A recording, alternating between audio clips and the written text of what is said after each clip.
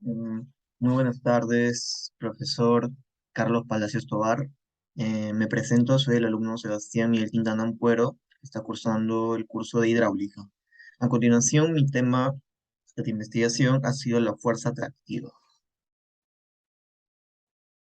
Este trabajo presenta buscar definir sobre este tema, sobre la fuerza atractiva, además de presentar el procedimiento de cómo podemos realizar un diseño de este canal cumpliendo con los estándares de la normativa. Y posteriormente se van a presentar dos ejercicios donde vamos a aplicar este procedimiento para fortalecer la investigación. Los objetivos de trabajo, primero, un objetivo general, va a ser conocer sobre este tema, la fuerza atractiva, y como objetivos específicos planteados, primero va a ser definir el procedimiento para el diseño del canal, considerando la fuerza atractiva, y determinar el ejercicio número 1 sobre fuerza atractiva, y determinar el ejercicio número 2 sobre la fuerza atractiva. Pero primero voy a presentar qué es esta fuerza y en qué consiste. La fuerza atractiva también es conocida como la fuerza de corte o fuerza de arrastre en hidráulica. Esta fuerza va a producir un flujo en el agua, ya sea por un canal o en una tubería, en el fondo de un canal o en la generatriz inferior de un tubo. Eh, esta fuerza arrastrará materiales que se encuentren eventualmente depositados en el fondo. También este método se va a basar en la premisa de que la fuerza atractiva desarrollada por el empuje del agua sobre el perímetro mojado siempre tiene que ser menor que el valor de cierta fuerza atractiva permisible. El arrastre o la fuerza atractiva es principalmente la función de las variables del flujo hidráulico y la fuerza atractiva permisible es determinada por las propiedades del suelo que forman el cuerpo del canal. ¿Qué quiere decir todo esto en palabras mucho más sencillas? Que cuando el agua se mueve en un canal, este se crea en la dirección del flujo, de una fuerza o de arrastre, de una fuerza de arrastre o fuerzas tractivas. F, que esto va a ser igual a la componente efectiva de la gravedad en la dirección del movimiento. A continuación voy a presentar los pasos para el diseño de un canal teniendo en consideración esta fuerza atractiva. Primero, para el material del canal se debe seleccionar la pendiente del talud, el ángulo de reposo y el esfuerzo atractivo previsible para materiales no cohesivos. Segundo, para el material no cohesivo vamos a calcular el factor de reducción K y determinar el esfuerzo tractivo permisible para los lados, multiplicando el valor de K, multiplicando por K el valor encontrado en 1. Tercer paso va a ser igualar el esfuerzo tractivo de los lados determinando en el paso y determinar Y, que vendría a ser la pendiente de la ecuación resultante. Para este valor del tirante, que ya fue determinado en el tercer paso, y para el valor de n, que también es determinado por Manning, el talud Z, el talud y también el Z se debe calcular el ancho del fondo por esta ecuación, la ecuación de Manning, y también para el caudal del diseño. Por último, se tiene que chequear que el esfuerzo tractivo que se ha hallado sea menor que el esfuerzo tractivo permisible del paso 1. Bueno, entonces vamos a llegar a la parte de los ejercicios. Como primer ejercicio vamos a tener primero que diseñar la sección de un canal trapezoidal sin revestimiento para que conduzca un caudal de aproximadamente 60 metros cúbicos por segundo, sin que erosione la sección. El canal será excavado de un material granular grueso, poco angular, de tal manera que el 25% de tal manera que el 25% tiene un diámetro de 40 milímetros y una pendiente de 0.001. Como primer paso, como ya habíamos mencionado antes en el procedimiento, primero se debe hallar el valor del ángulo de reposo. El ángulo de reposo se va a hallar con esta tabla. Como nos dice que tenemos que tener un diámetro de 40 milímetros y el tipo de suelo que es de material granular poco angular, uniendo ambas líneas, tanto con el eje horizontal y el eje vertical, se va a obtener el gráfico que el ángulo de reposo que vamos a obtener es de 37 grados. Con este ángulo de reposo vamos a pasar al paso 2. Con esta tabla que tenemos, nosotros vamos a calcular el ángulo que vamos a utilizar.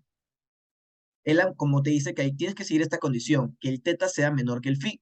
Como nosotros tenemos que el phi es menor a 37 grados, tenemos que utilizar uno que sea menor, que en este caso sería 33 grados o 26 grados con 34 minutos. Pero el 33 grados, más adelante lo voy a explicar en mis conclusiones, No lo utilizamos porque no se obtiene el resultado que se quiere que para diseñar correctamente un canal trapezoidal conduzca un canal de 60 metros cúbicos. No sale. Entonces, por ello, yo me anticipo y utilizo de frente el 26 grados con 34 minutos, que nos va a dar un ángulo de 26,57 grados. Como tercer paso, siguiendo el procedimiento que anteriormente yo mencioné, se va a calcular el valor del K usando la siguiente ecuación. Como se puede ver, la raíz cuadrada de 1 menos el seno al cuadrado de teta sobre el seno al cuadrado de phi. Reemplazando esta ecuación, vamos a tener un K de 0,0669. Eh, Esto lo vamos a aplicar y lo vamos a dejar indicado en una relación del TS con el TP. El TP, que es el esfuerzo tangencial. Entonces, como en fase 4 nosotros tenemos que hallar el TP primero. Entonces, tenemos una fórmula que es el D, que vendría a ser el diámetro que teníamos anteriormente, sobre 13, una constante 13. Entonces, esto nos va a resultar 3,077 kilogramos sobre metro cuadrado. Entonces, como paso 5, nosotros vamos a calcular el esfuerzo tangencial. Eh, y nosotros ya obtuvimos el esfuerzo, el TP, que era el máximo permisible. Como teníamos la relación que valdría 0,069, lo vamos a multiplicar por el valor que nos resultó anteriormente, que era 3,007, y nos sale un esfuerzo tangencial de 2,059 kilogramos sobre metro cuadrado.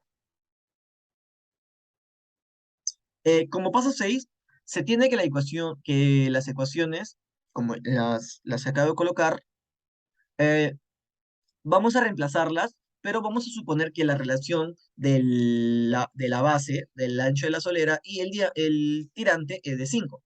Entonces, reemplazando, vamos a tener un YS, que vendría a ser el tirante de 2,782 metros, y el YP 3,140 metros. Eh, Hay que recalcar acá que se va a utilizar el menor de estos valores. Entonces, vamos a utilizar el tirante de 2,78. Entonces vamos a tener un B, que sería el ancho de la solera, de 5,06 metros. Hasta aquí todo ok. Entonces vamos a determinar la geometría del diseño con las fórmulas que hemos aprendido en clase. Como vemos, como vemos en los resultados, eh, lo vamos a reemplazar todo pero lo que nosotros queremos obtener es esta relación que se acerque a 41 puntos, perdón, aquí está.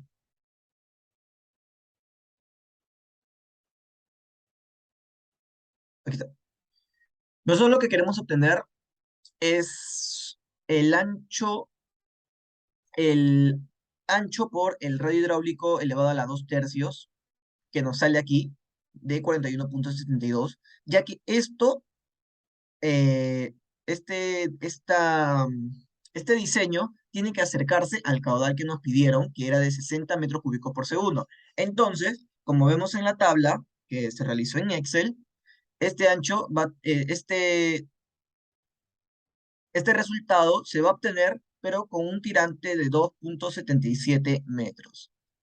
Entonces, como paso número 9, como vamos a obtener un tirante de 2,77 metros, se procede a hallar el borde libre. Y para con ello vamos a obtener la profundidad de excavación total y el ancho superficial. El borde libre, que va a ser el 0,20 por el Y, por el tirante, que nos sale un borde libre de 0,554 metros, una profundidad de excavación total, que va a ser la suma del borde libre más el tirante, 2,77 más 0,554 es igual a 3,35 metros, y el ancho superficial, que va a ser igual fórmula, el ancho de la solera más dos veces el B por el Y, que va a ser 5,1 más 2 por 2,77. Esto nos va a salir 16,18. Como el paso 10 se diseñó o se hizo un pequeño gráfico del canal trapezoidal, donde obtenemos el tirante, en esta parte de acá, que se ve de 2,77 metros, el ancho de la solera, que es de 5,10 metros, el ancho superficial de todo el canal, que es de 16,18 metros, y esta 3,35 sería la profundidad de excavación total, que es la suma tanto del tirante con el borde libre. Como ejercicio 2, tenemos que dimensionar la sección transversal de un canal trapezoidal que debe transportar un caudal de 60 metros cúbicos por segundo con una pendiente de 0,01. Nos dicen que el canal está excavado en material poco angular con un diámetro mayor a 40 milímetros.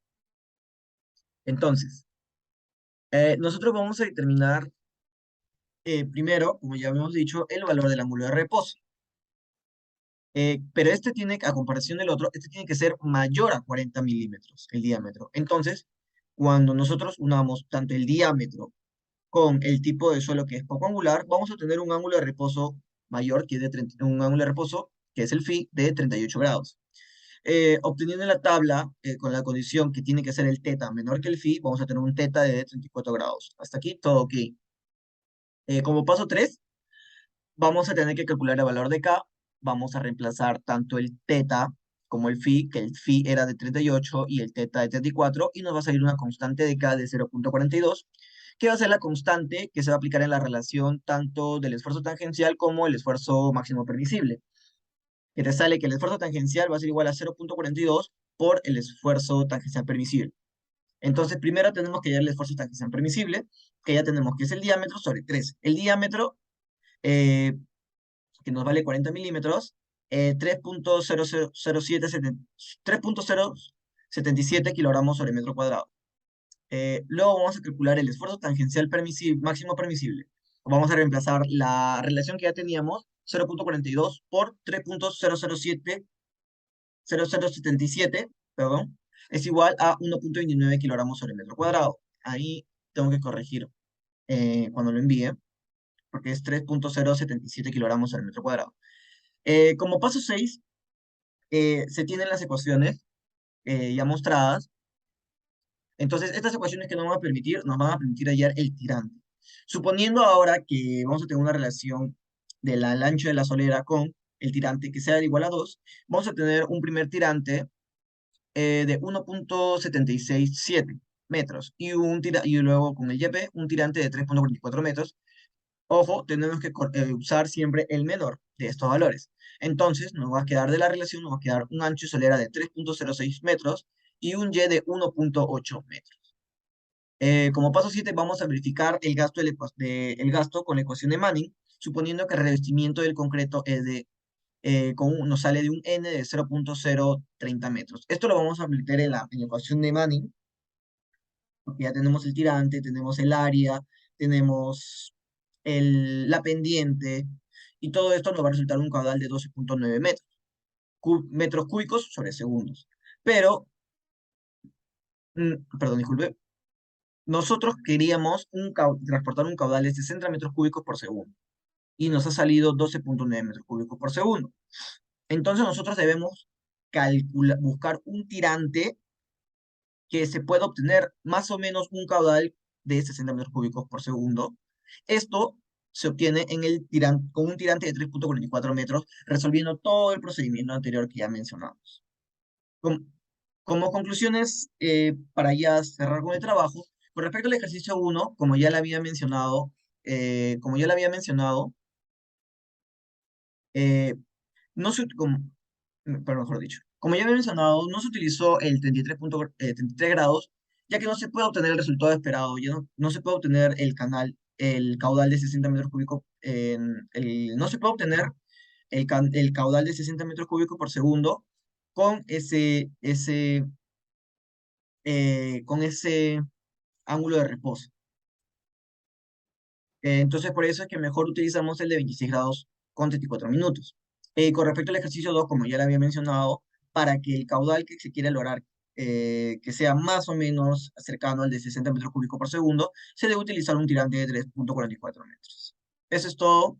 Muchas gracias.